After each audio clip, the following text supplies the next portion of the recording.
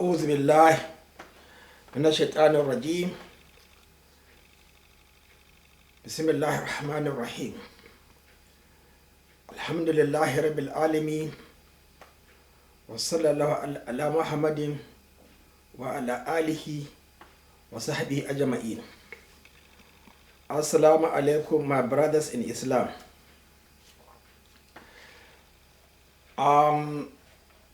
In the Holy Quran, we must learn from the Holy Quran because that is the beginning of our training and our education. You need only one evidence to prove whatever you want to prove, not evidences, because they don't contradict one another, but they differ in import and the specifications. Now, my brothers, I have been trying to point out to you the importance of education and what is meant by bid'ah. And that if you are educated, it means you fear Allah subhanahu wa ta'ala and you will never follow anybody else. I mentioned to you so many times that in 1983 I attended the pilgrimage in Mecca. During the Maghrib prayer, I walked out of Kaaba because of frustration. But then I was not all that as educated. But I actually fear Allah even by that time, but not educated enough to grasp how to follow Rasulullah sallallahu alaihi wasallam. Never participate in innovation, but I tried.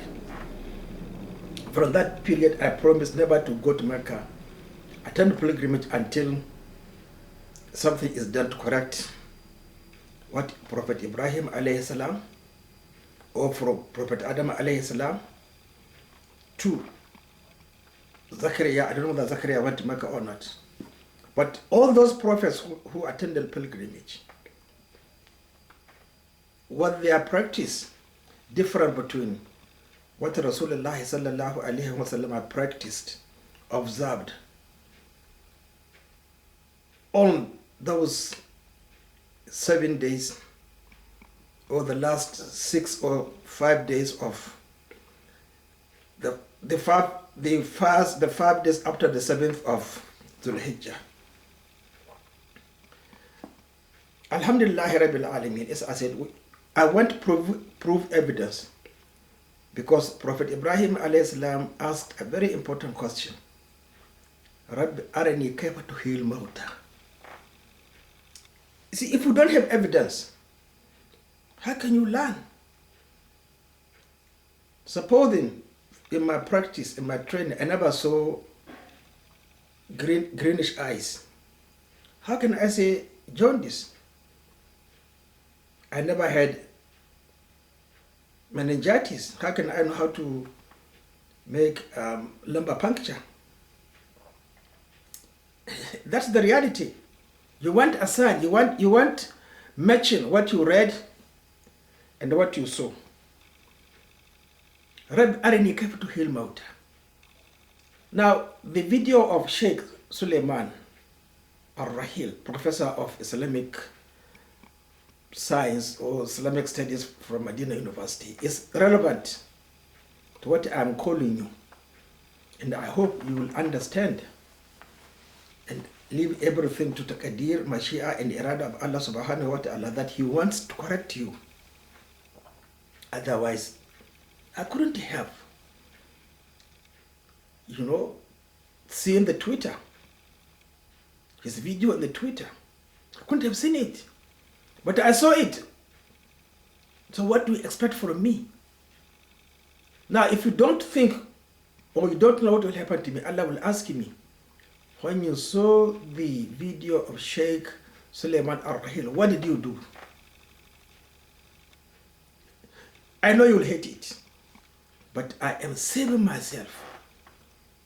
From that question, Allah will ask me, you are able to buy computer, you are able to load your data, you didn't sleep, so you saw it, what did you do? What is your education? So don't hate me, please. But definitely that is most fitting, because it refers to Prophet Ibrahim alayhi salam, who established, who built the Kaaba, who rebuilt the Kaaba, called people to Hajj. So when he called people to Hajj and he observed it, slaughter his son, what happened before the slaughtering? Because slaughtering took place after Arafat. What happened the day before? Which was the date?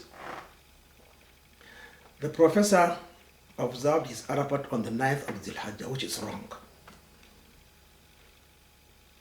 Definitely. Correct me. It's not on the 9th of Dhul Hijjah, Arafat day. I'll not tell you. Go and read. You know, I am Satan, I am a devil. Sha'id al-insu wal-jinn, but not yuhi ba'dhum ila ba'd zukhrufa qawlu gurura. No. I am the positive shaitan, because I will provoke you to further refuse to follow the Sunnah of Rasulullah sallallahu alayhi wa sallam. So I am indirectly a shaitan, but not insul jinn wal insu yuhi ba'dhum ila ba'd. I am not saying that continue with your innovation, continue disrespecting Rasulullah, mocking, justing him. Take Islam as mere amusement and play. No. I say be careful. So what I'm showing to you is, if Allah loves you, He will make corrections. That is Professor of Islamic Studies from Medina University. We don't know from the other university, Qura. I said they are all jokers. You see, Islam is not, whatever you think of Islam, the language is Arabic. The personality is Rasulullah sallallahu alayhi wa sallam, not Arabs. Let us not forget what Rasulullah sallallahu alayhi wa sallam warned against Quraysh, who are youths and educated. He even went to the extent saying that for his family, somebody will come and mislead us. What of the rest of the Arabs? There's a verse, I think, in Anfal or Tobat. The Arabs are the worst on hypocrisy. So there's evidence. We saw the professor justifying standing of Arafat Day on the 9th of Dhul Hijjah, which is wrong. Those 10,000 who participated, unfortunately, are illiterate. The misconception is still there that no, he is not responsible for misguiding them.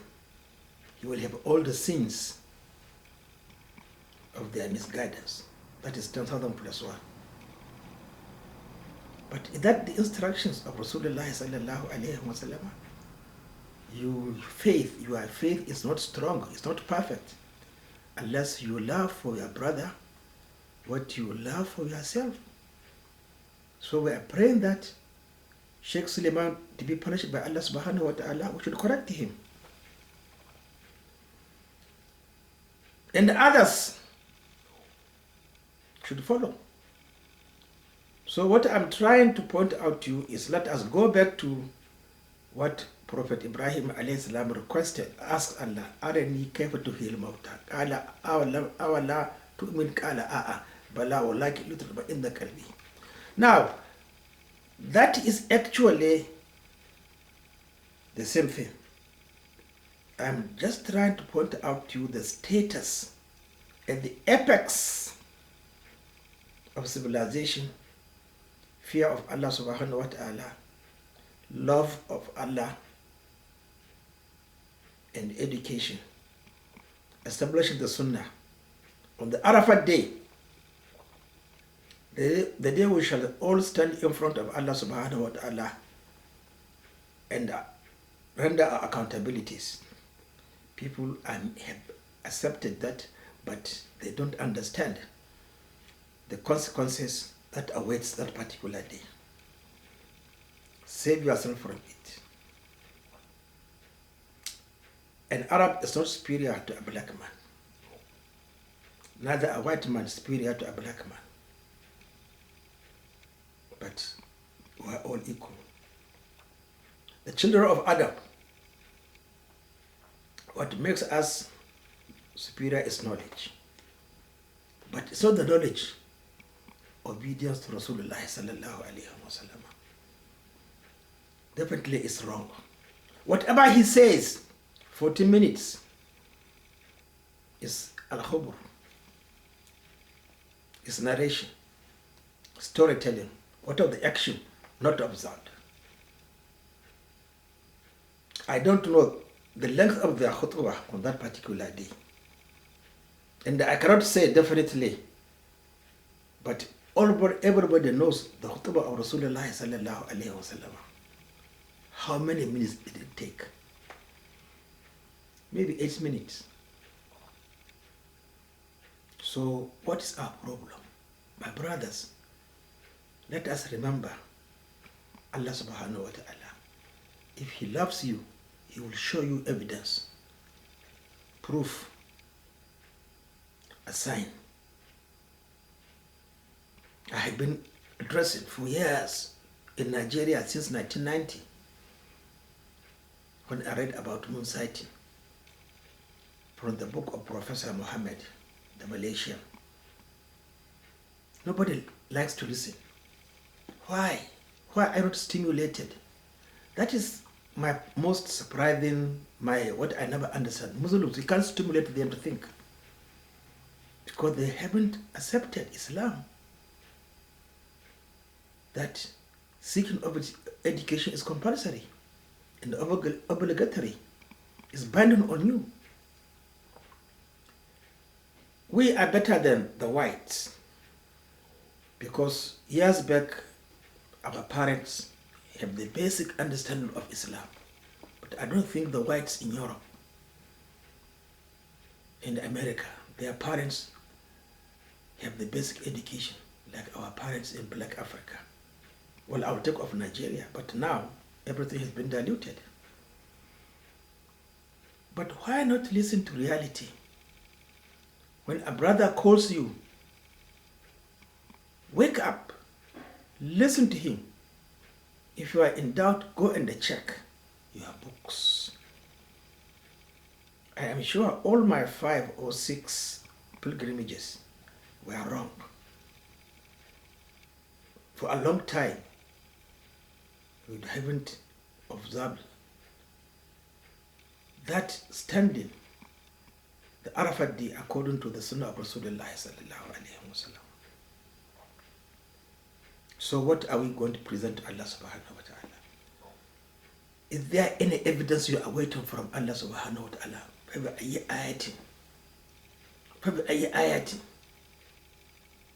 are waiting for.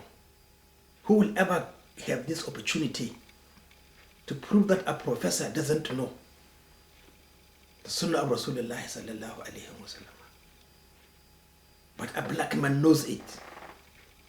And the Rasulullah sallallahu alayhi wa sallam says, if a black man from Abyssinia will command you, provided it's according to the Sunnah, follow him.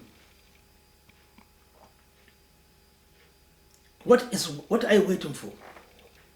Bilal was from Abyssinia. He called people to the prayers. He was so respectful that he refused to call prayer after Rasulullah for any caliph. But we have to persist. Our own is different. The Sunnah is rotten. It's buried. So we want to activate it. Definitely a black man. Don't overlook the hadith It is now the time of it that if a black man, Quraysh, will give you instructions, follow him. It's not your leader. It's not your political leader. Follow him.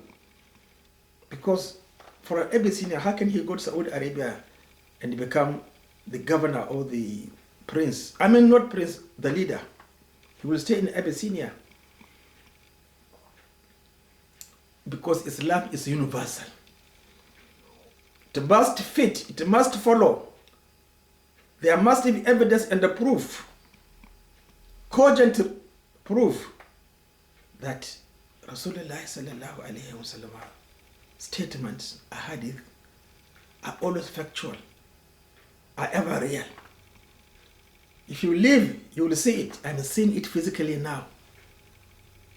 That if a black man instructs you on the Sunnah of Rasulullah sallallahu alayhi wa sallam, disagree with him, but check your textbooks. Check your textbooks. This is what I'm saying. Who have the books? Where are the books? Where are the references? You will see nothing but what you see behind me here. Books, they don't read. In all these books, I don't think you will find the answer. I don't think from all these books there is an answer to what I'm telling you. I don't know truly speaking. We have to read extensively. It's not a joke. It's difficult, my brothers. Calculate number of seconds. From the time you are matured to today, 74 years of age, myself, count the number of times. Count the number of rewards